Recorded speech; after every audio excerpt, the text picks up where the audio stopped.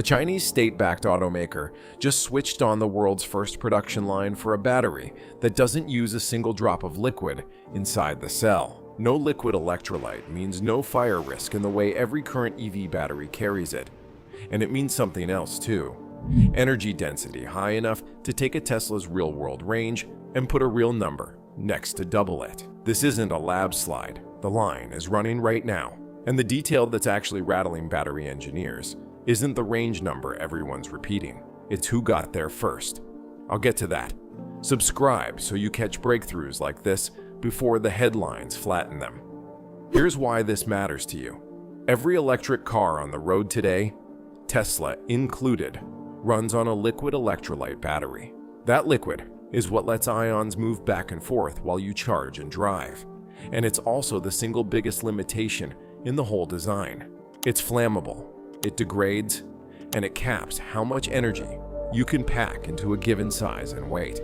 Every serious battery lab on Earth has spent the last decade trying to rip that liquid out and replace it with something solid.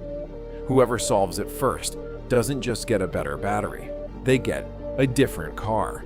In late November 2025, Chinese automaker GAC Group announced it had done exactly that.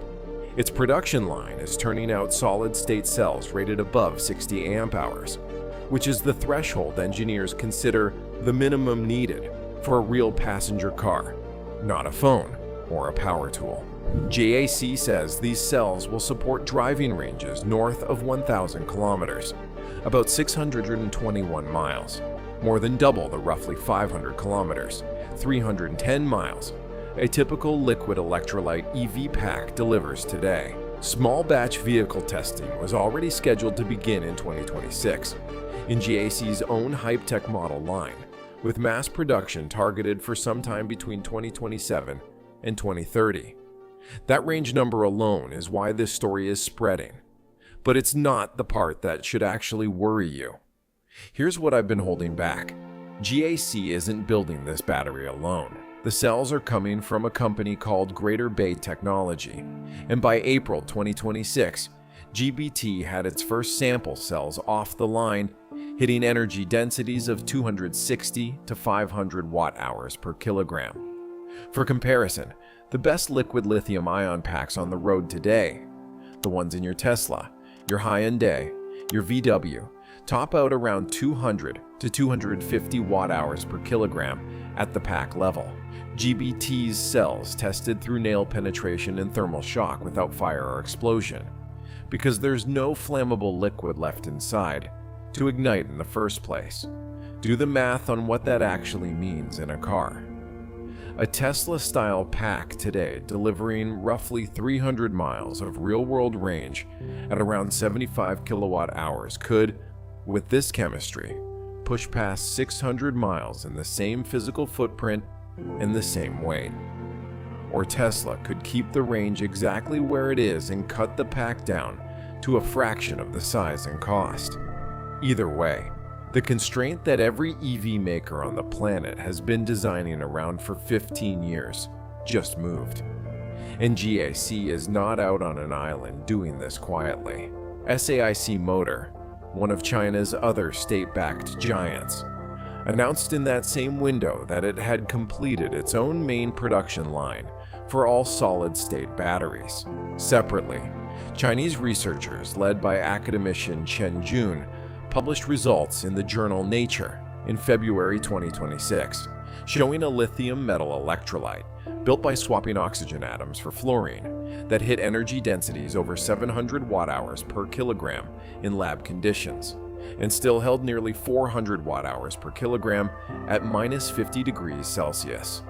That's cold that would put most EVs on the side of the road, and this chemistry barely blinks. So this is not one company with one headline. It's GAC, SAIC, CATL, and BYD all racing the same finish line at the same time, in the same country, inside about a 12-month window. Now here's where America comes in, and why the shock is real.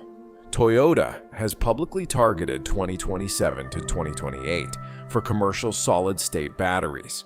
Samsung SDI is aiming for 2027. QuantumScape, the American company most people point to as the West's best shot at this technology, has demonstrated cells that hold 95% capacity after 1,000 charge cycles in lab testing. Genuinely impressive numbers, but still without a production line putting finished packs into cars that customers can buy.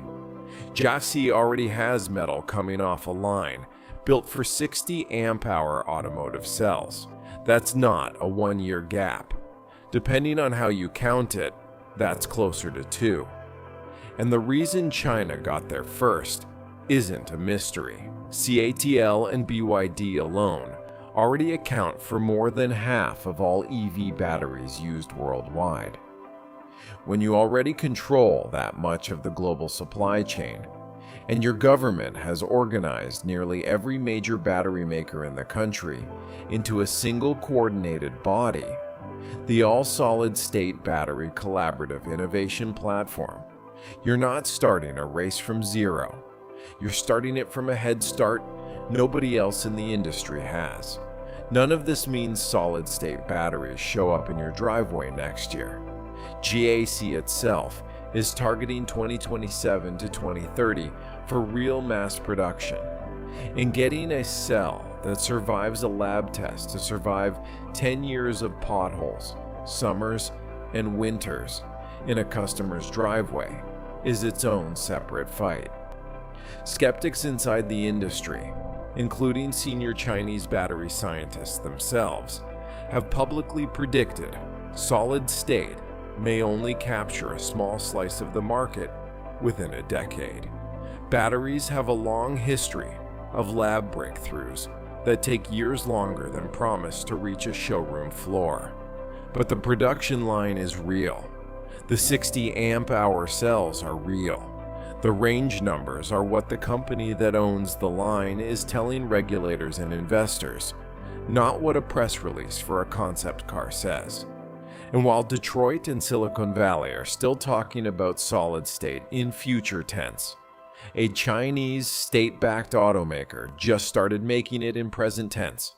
So while America debates when solid-state batteries might finally arrive, China already switched the line on. Now you know about it before most people will. If this breakdown was worth your time, hit that thumbs up. Share it with someone who still thinks battery breakthroughs are years away.